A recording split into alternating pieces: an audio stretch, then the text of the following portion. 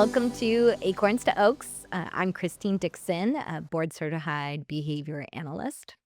And I'm here, of course, with our executive clinical director, the phenomenal Sarah Morrow, board Hello, hello. certified behavior analyst. And today we have a special guest.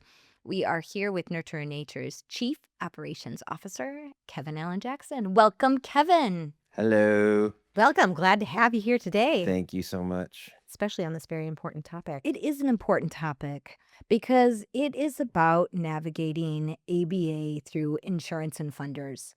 And often that can be quite challenging for our clients and actually quite heartbreaking as well. Um, Kevin, how do families go about securing funding for ABA in California? What are their options? Well, the options are private insurance, Medi-Cal, and the regional center. For those of you who don't know what the regional center is, that's basically state-funded, California-funded healthcare. And then, of course, there's private pay. If you want to pay out of your own pocket, you're free to do that as well. And each funder has a different requirement, but most require a psychological assessment as well as what? Well, it depends on the funding source, of course, right? So if you want to get your services funded by private insurance will only fund those services if you have an autism diagnosis. So the first step would be to go to a child psychologist or behavioral pediatrician or any MD really or psychologist and get a psychological evaluation. And if it is determined that you have autism, they will recommend ABA. That's a pretty standard thing. And then your private insurance in that case will pay for it. And what's interesting is that in that exact scenario that I just described, your private insurance, if you have it, is the only funding source that will fund it other than yourself. You're always welcome to fund yourself. But yeah, if you have private insurance and an autism diagnosis, then I think it's Obamacare, right?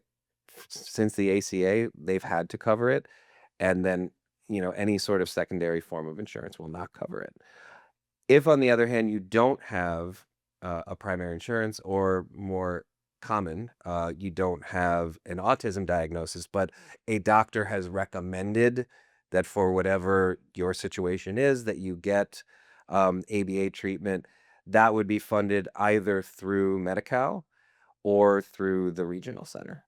And the regional center is so absolutely phenomenal. I'm just in love with the regional center. I've had the privilege, and you have too, Sarah, of working with them for close to 2 decades. One of the things is that you can get free psychological evaluations for children and individuals through the regional center by contacting them. And then there is a slew of laws, the Lanterman Act and eligibility, which determines if you're eligible for regional center services. The people that work at the regional centers, how amazing are they, Sarah? They have incredible, very dedicated staff that are looking out for the best interests of the client.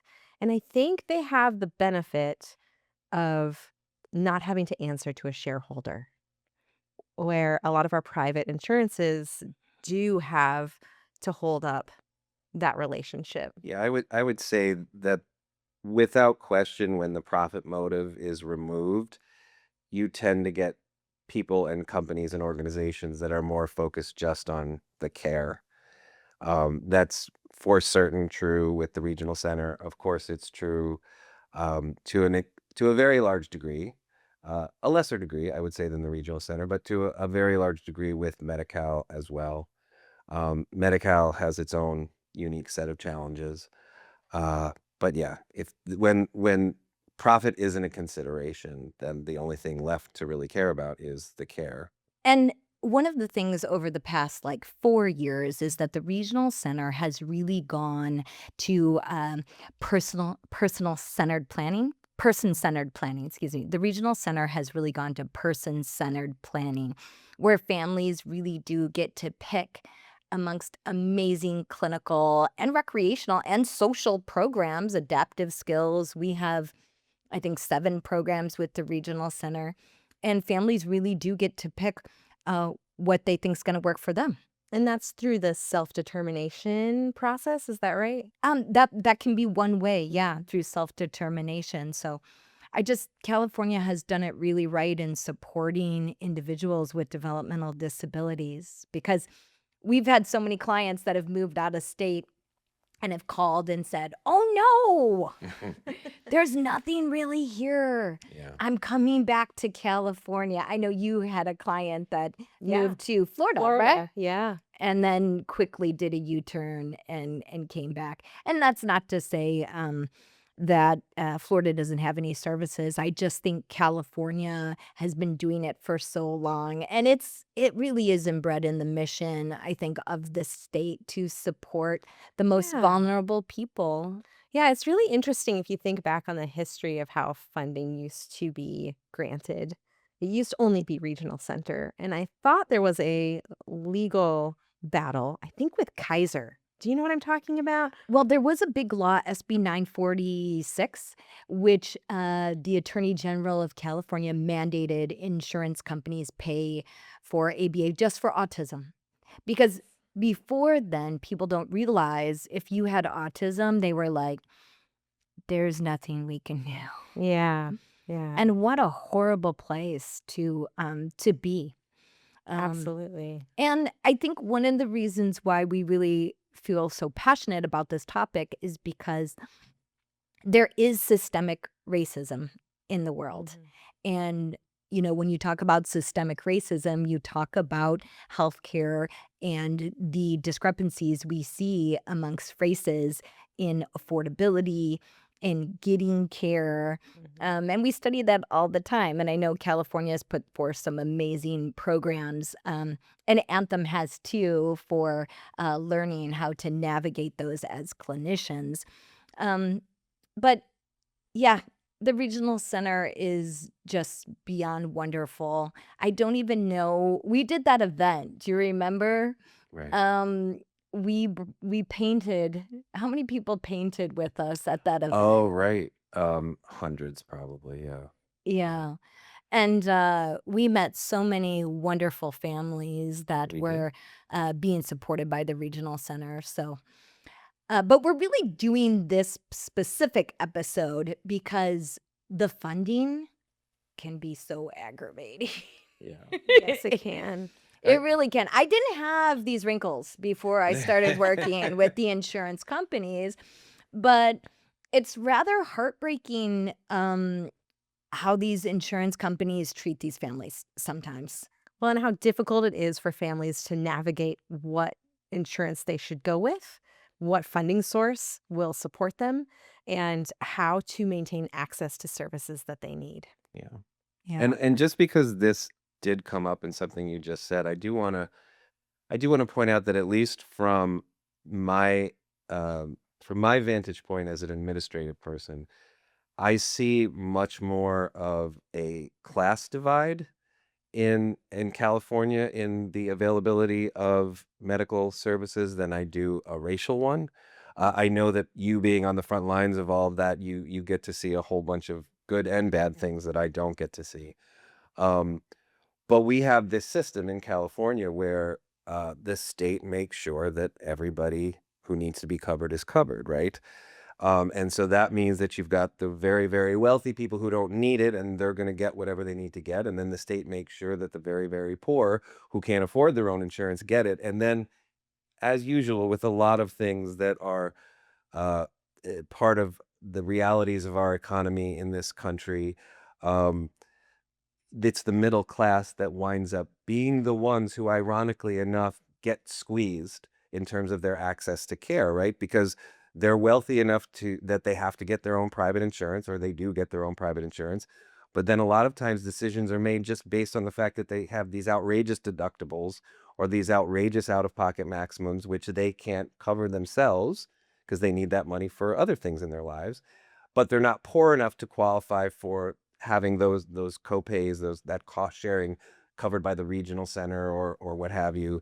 Um, And so unfortunately, what you see is that is uh, it really is a class divide sort of thing that we're seeing. And by the way, it's not just in healthcare. That's a much larger social issue that we're facing right now. But Yeah. But, some of these co-insurances on these policies we've seen come through, because as behavior analysts, we have an ethical obligation before we enter into any sort of treatment or contract, is to do a benefits check, to really do a cost benefit analysis. And um, some of these plans have like $25,000 individual copays. right. And what that means is the first $25,000 of treatment is going to be on the Well, patient's just family to pay for. And I don't even know if I could afford that, yeah, honestly. just to clear that up a little bit, you're not wrong, but that would be a deductible, right? So because this is something that's confusing to everybody, right? So the deductible is the part that you have to pay before everything else kicks in. So we do see these plans that will have very high deductibles, like say a $10,000 deductible. And that means that the first $10,000 of services that you get, not just for ABA, but all medical services each year, you're responsible for.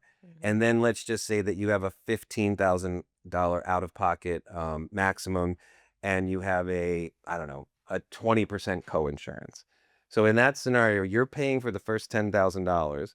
And then for the next $5,000 of services, you're paying 20% until you get to the 15,000 out of pocket maximum. And then finally, after that, the insurance company will cover it. And by the way, what I just described would be just the in-network benefit, right?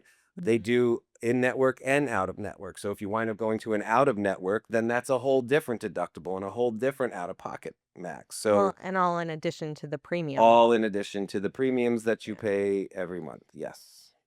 So, because there are these real challenges that really pose barriers to treatment, um, we decided that it would be of great benefit to the community to do a power rankings. Power rankings. Power ranking. Thunder. So we wanted to discuss the top funders and the worst funders. Yes. And let's start with the worst funders. Number 10. Who is number 10 of the worst funder? I think you're going to get a different answer depending on whether you're talking about it from a clinical perspective or administrative perspective. Oh, that's a good point. If- So let's split the list. Okay. We'll do the clinical Mm-hmm. and you can do the administrative. From an administrative standpoint, and it pains me to say this because I know that they do a lot of very good things, the two worst, I don't even know if I would put them as like 10 and 10A It's a tie. that we've dealt with. By the way, this is just the ones that we've dealt with, and we haven't dealt with all of them, even though we've dealt with a lot of them. The two worst, unfortunately, from an administrative standpoint, and for different reasons, are LA Care and IEHP, which is the Inland Empire Health Plan. IEHP, and I really, Sarah, because you live full time in this area, I really want to hear your perspective on this. IEHP has not let us into their network, and their reasoning is that they don't need any more behavior analysts. That's what they've told us. Now, does it bother me that it took them a year and a half to get to that point where they even told us that? Sure. But more importantly is just this notion that we got enough. We don't need any more behavior analysts. Did they Right. really say that? Because Well, I mean, that's not Yeah, not how is that number reality, to yeah, right? I'm speaking, That's not reality. I'm paraphrasing, and Yeah. but that is effectively what they said. Yeah, so I am fortunate to live in the Big Bear area, which is a lovely community in the San Bernardino Mountains. Yes, and IEHP, Inland Empire Health Plan, means that it covers all of San Bernardino and Riverside counties. And so if you're not familiar with that area, it is a humongous swath of land that basically goes from the easternmost border of Los Angeles County all the way to the Arizona and I guess Nevada borders. I mean, it's a tremendously huge Very large. area. Yeah. And up in the Big Bear area, we are kind of an island because it's so separate from all the surrounding cities. And I have spoken to a lot of families that really struggle to access any sort of service at all. Right. So I think it's very interesting that they came back with, we have too many, when what I'm constantly hearing is that we don't have enough.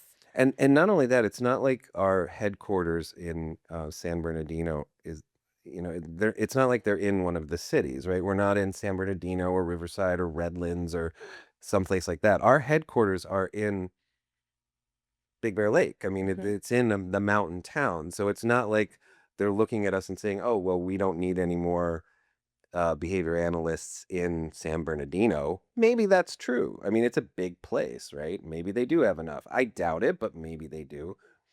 But And not in the mountain not in communities. the mountain communities, and Aw. most people that are up there are on Medi-Cal IEHP. Yeah. That's their funder. So essentially, what they're saying is these people don't need services. When Right. what I'm hearing from those people is, yes, we do. So I'm not sure how to reconcile that problem. No, I don't. I mean, the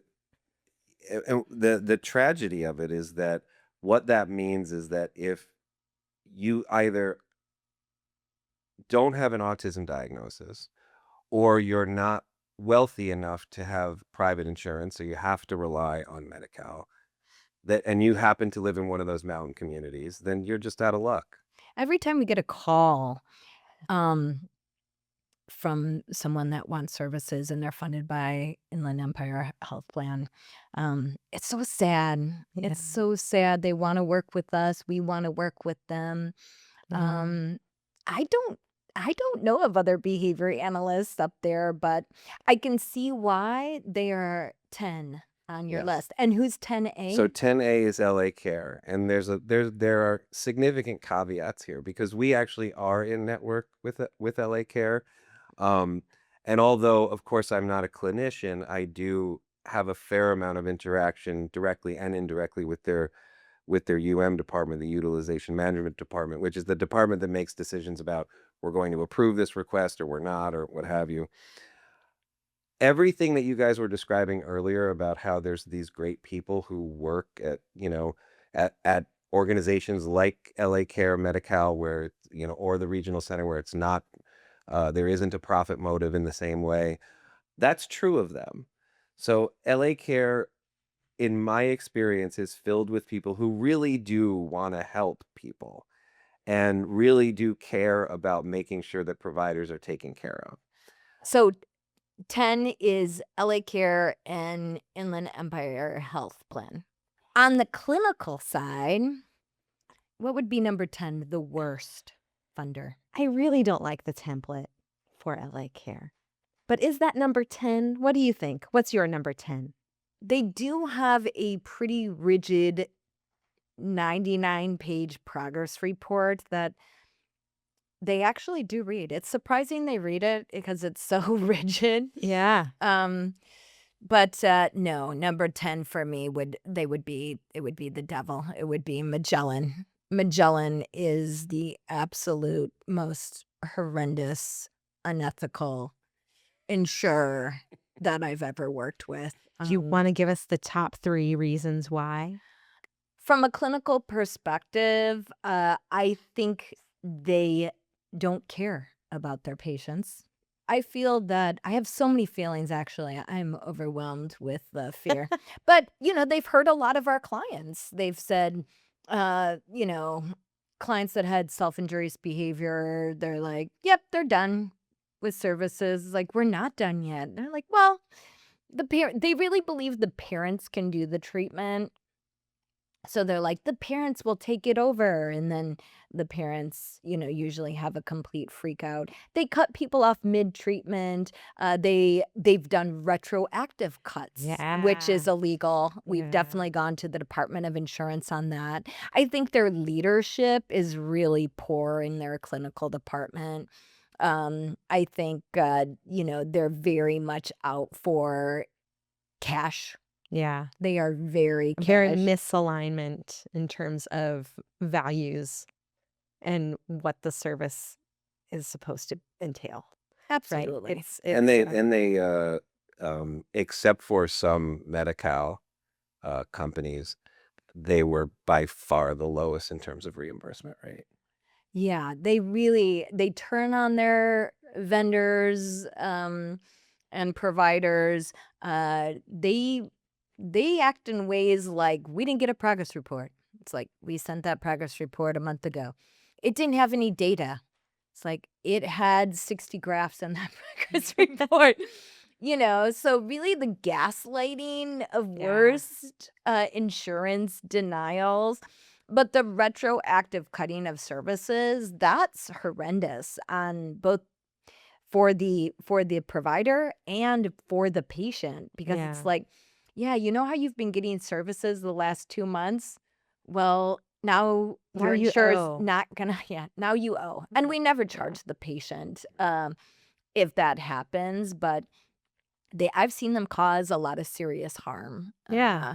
Say, this patient needs a reduction in services, and say very professionally, we disagree. Here's the data.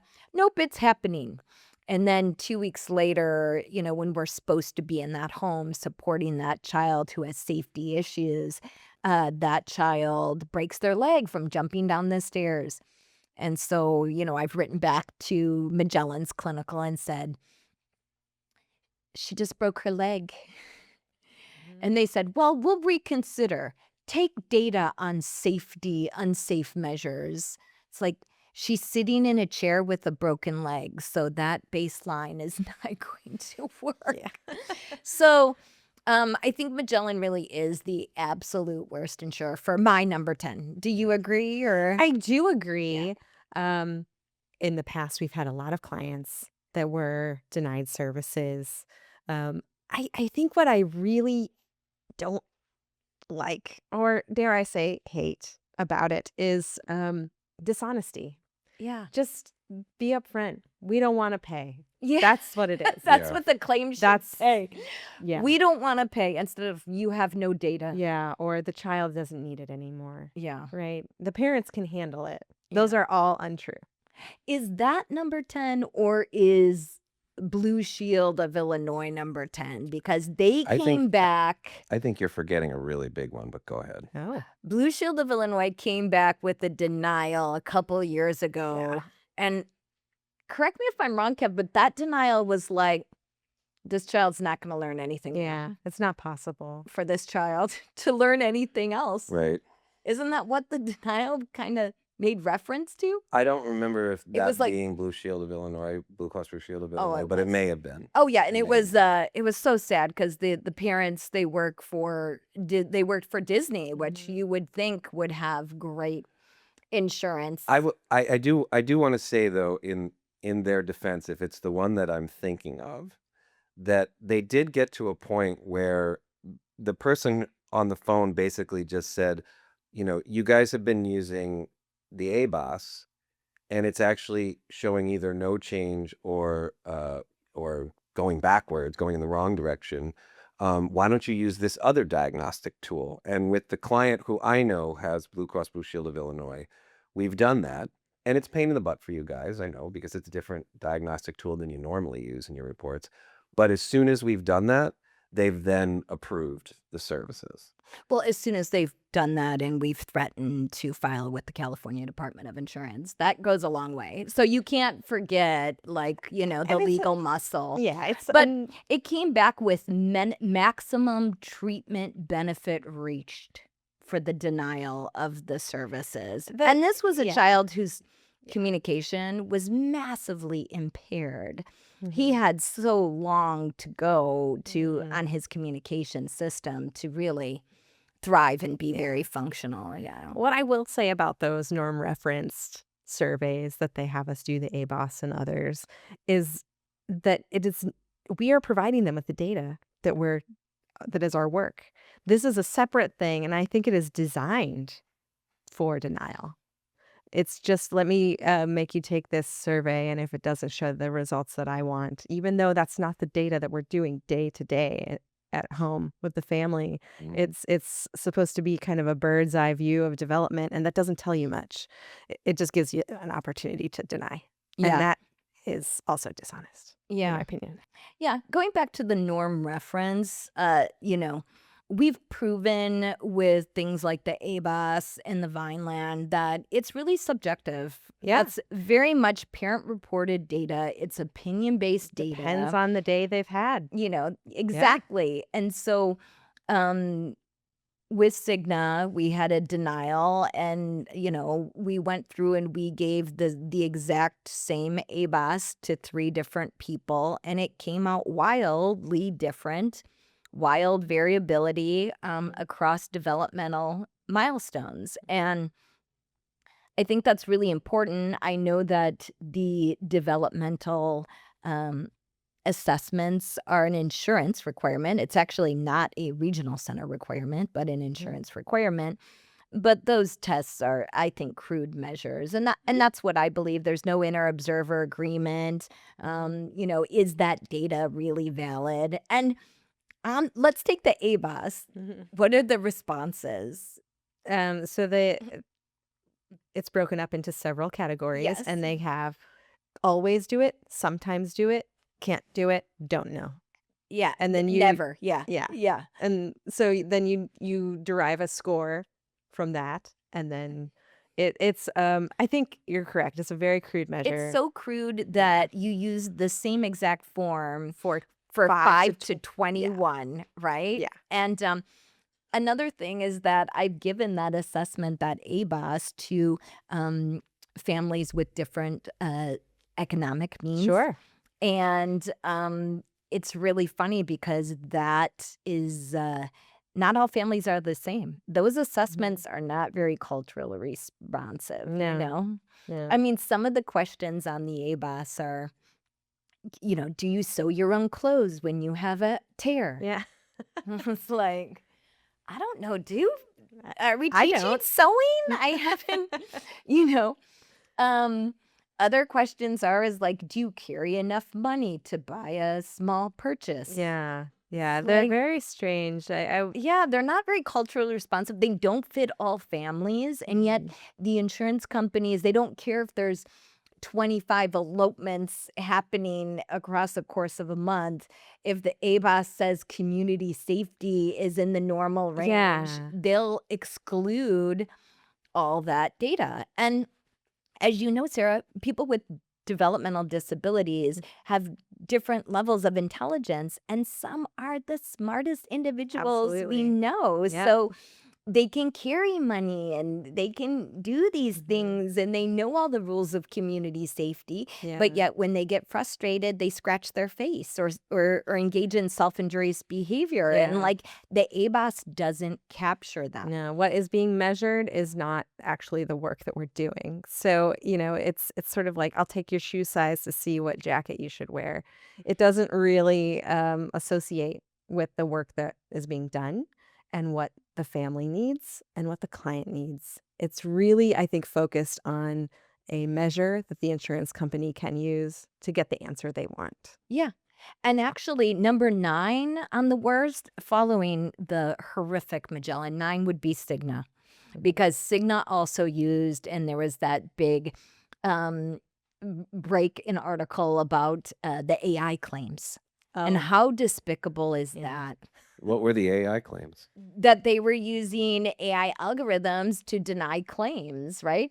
I've also gotten letters from Cigna being like, this report doesn't meet medical necessity. It's like, this is the report I've written for 15 years in the same format with the same graphs and the same data and the same operational definitions and the same baseline. And yet they're willing to send forth a rejection letter and be like, you have no baseline. It's like, baseline is on these 30 pages. So you write back to them and say it's on page 2 and 4 and 5 and 7. And they're like, yeah, you can appeal it. And it's like, oh my gosh. Like, these are these wrinkles from these insurer companies. Well, just Yeah, and by the way, I'm sorry to no worries. that is actually, I think, a pretty important topic to discuss too, the whole notion of the appeals process, right? Because, all right, let's say that services are authorized through February 28th, right? And so we've just submitted a report and they deny it for XYZ reasons, and then you guys have a peer review and they still deny it, and they say, well, you can go through an appeals process. That appeals process, if you're lucky, if you're lucky, is going to take 2 months, Oh, right? yeah. And so, well, what are you supposed to do? You're putting both the client and the provider in a bind, right? Mhm. Because now, by the time you've gotten to that point, it's probably 7 days maybe before the current authorization is done. And so, are you supposed to stop services on March 1st, which would be completely unethical and would be very damaging to them, to the consumer, of course. Or are you supposed to just risk it, right? Yeah. We can't stop services, so we're just going to keep going, which, by the way, is what we do. And I assume most ABA providers do. You just keep going because it's the right thing to do ethically. But then it puts you into a situation where you're potentially in conflict with your client because either they're going to eventually say yes, and maybe, right? And then you've got the coverage. But if they say no, you have client services agreements with all of these clients that say, at the end of the day, you're the one who's responsible for the charges for these services. It's a horrible predicament these insurance companies put people in. Mm. Absolute horror. I mean, the parents are like, "What am I gonna do?" Mhm. Like, and thank God we have the regional center to Yeah. kind of like go back on. But and I guess I want to qualify that when I say Cigna, we work with Evernorth Behavioral Health, and because I used to work with Cigna and they used to be great. No problems with Cigna. It was only when Cigna started outsourcing to Evernorth Behavioral Health Yeah, I did don't. things start going absolutely horrific. And I don't know how those people sleep at night, what they do to patients, and Mhm. they shouldn't be in healthcare.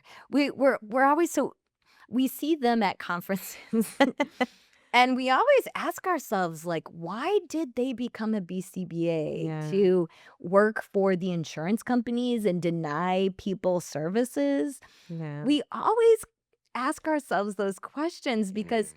most phenomenal BCBAs that I know are like, I want to help my community, I want to help people, children.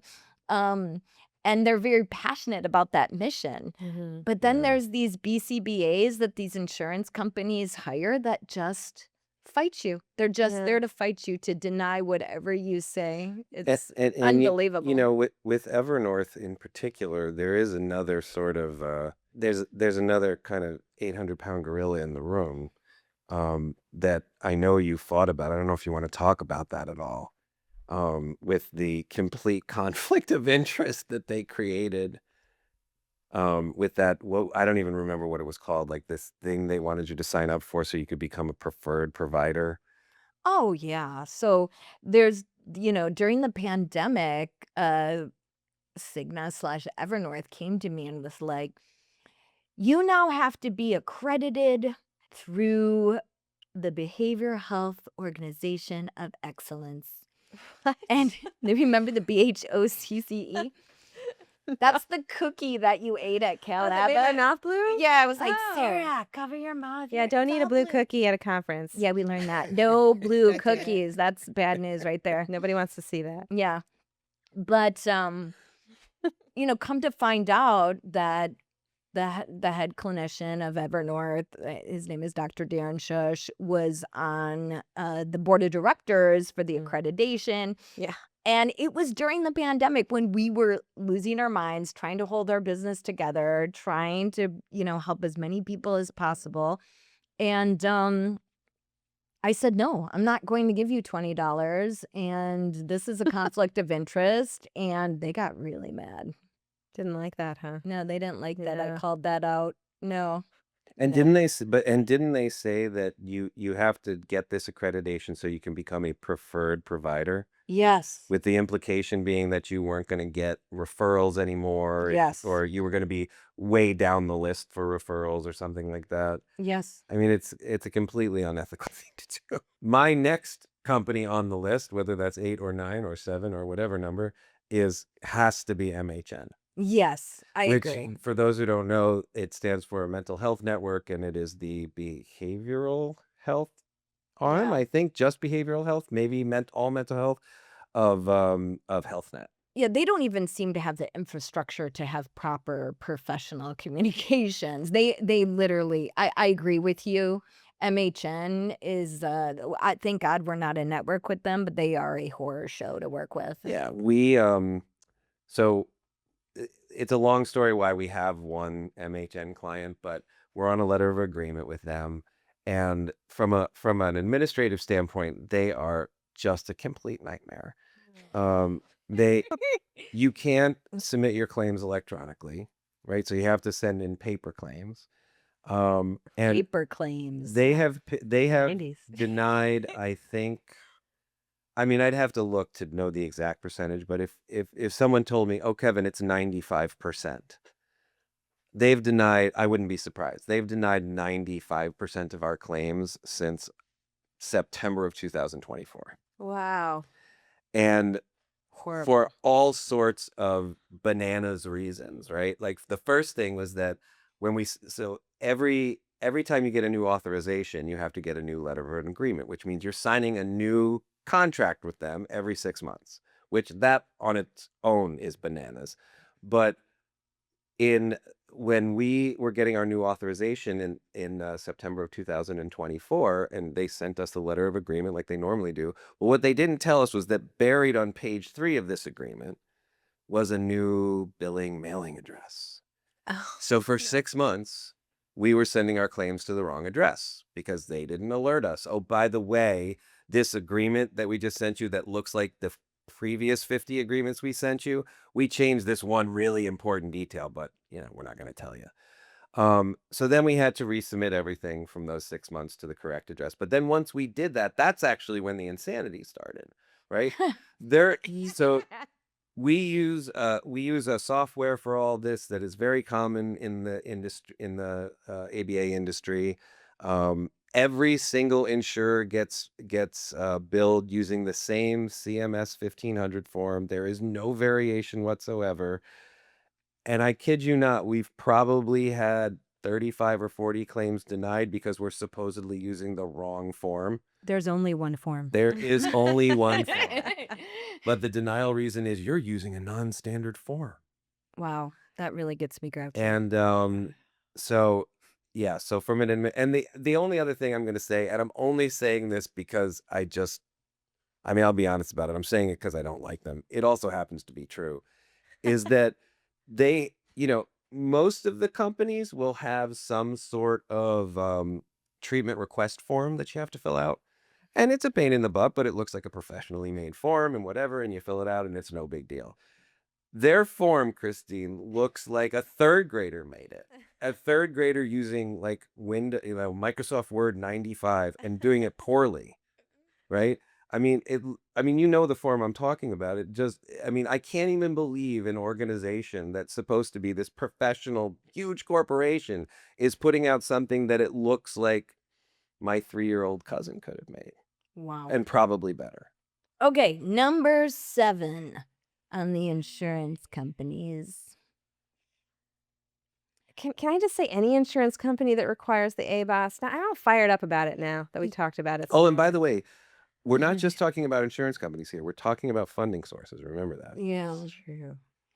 Because eventually we have to work our way down to number 1, and number 1's pretty good. Yeah. Number 7 for me, they're newer to us, so that's the only reason why they fall number 7 is Blue Shield of California. Yeah. Yeah, so they're new to us. We're just starting. So they're my number 7. Kev, who's your number 7 for it? Well, I can talk about Blue Shield of California a little bit because I've had both positive and negative experiences with them. They are I'll just say this, that they came to us, and I don't know if you guys know this, but in California, at least until December 31st of last year, all behavioral health for Blue Shield of California consumers was farmed out to Magellan, right? They decided for some reason, Blue Shield of California did, and maybe it has something to do with the things that Kristine and Sarah were talking about. They decided to end their relationship, at least in California, with Magellan. Yay. And so now Good choice. behavioral health behavioral health goes directly through Blue Shield of California, just like most other procedures and services do. Um, and what was amazing to me about that process is that they contacted us. They didn't, it is very typical for insurance companies, in my experience, to just put something out there, not be specific about where it's directed, and expect you to somehow know that it exists, right? But they didn't do that at all. They reached out to us. And the guy who I've been dealing with, who is our representative there in the contracting department, seems genuine in his excitement to have ABA providers under the Blue Shield of California fold now. He does. It's true. We had to negotiate a new contract. I will say that they were very fair. You They can't were, say I that. can't say them, I know I can't talk about rates, but what I can say is that they were cognizant of where the industry is, and they applied that knowledge to our contract discussions. They have the potential to be number one on my list Yeah. if they, keep They keep working. it up. Yes. So, number 6 for me would be Kaiser. Kaiser. Kaiser Permanente. Yeah. Yeah. I do like Kaiser. They've been really good to our clients. We've had long-term contracts. They've never pushed for decreases. So Kaiser to me is A-OK. We have some doozies that we haven't spoken about yet.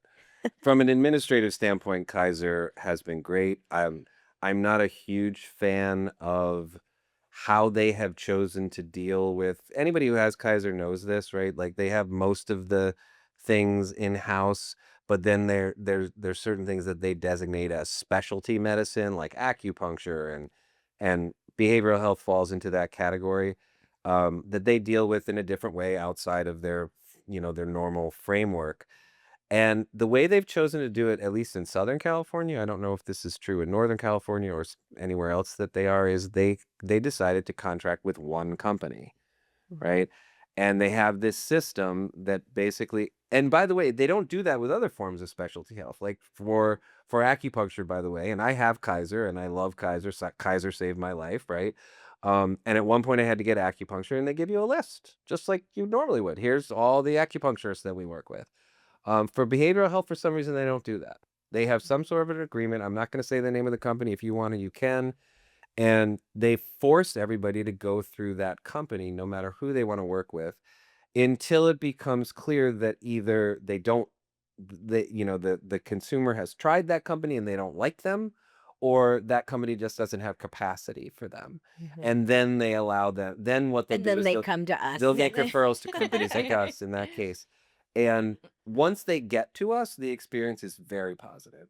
Yeah, for they're the most they're part. coming out of something that they really didn't like into something that works. So I think the clients that we've seen under Kaiser for ABA, it's been a really positive experience. Yeah. And our dealings with them, like Mhm. that's what I'm saying is like once we get to that point where they make the referral to us, everything from you're talking about the clinical side, from the administrative side, is very positive. They pay fair rates, they don't mess around, they get you the contracts that you need, they pay their claims on time, there's not a lot of nonsense with denied claims. They provide you authorization. The UM department there, I have to say, of all the commercial insurers, those people really care.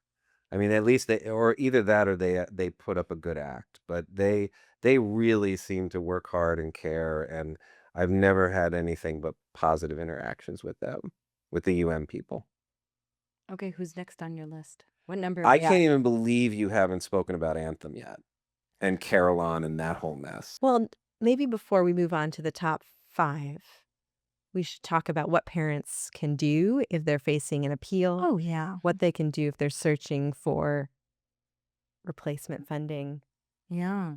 Because we're talking a lot about like the provider side. I'm not sure how much parents understand about. I think they should understand, because when the insurer comes down and says, nope, those parents, they have to navigate the system, which is a nightmare. One thing that I think parents need to know is that if you commit to a provider and then you don't like that provider, and you go to another provider like us, and we try to pull an authorization, but you're already committed to another provider, they will deny that. So if you want to Oh. change providers, you actually have to call it in Yeah, for you the have to UN. tell them to terminate the authorization with the other provider. Yeah, Okay. They won't authorize the same service with 2 different providers at the same time. yeah. They just won't do it. I think number 5 for me is Anthem, Carillon, Elevance, whatever the yeah. I used to love Anthem. They used to be my number 1. We had a great rep that we worked with. There was never any issues. Um, And and then the then mergers happened. and then they merged it's really that has been a challenge for clients Yeah. in general. So Carillon is my number 5. You know, they had this merger, and that's fine. Mergers happen. Um, but in one of the conflicts that that obviously creates in the insurance industry is that Carillon is a company that has their network of providers, and of California, Anthem Blue Cross of California is or I think it's just technically called Anthem Blue Cross. They have a network of their providers, right? And when they merged, they didn't merge the networks, at least not in California. We were told for like 2 years that the problem was, well, we're just still working through the merger, but eventually it's all going to be one group, one group of providers, right?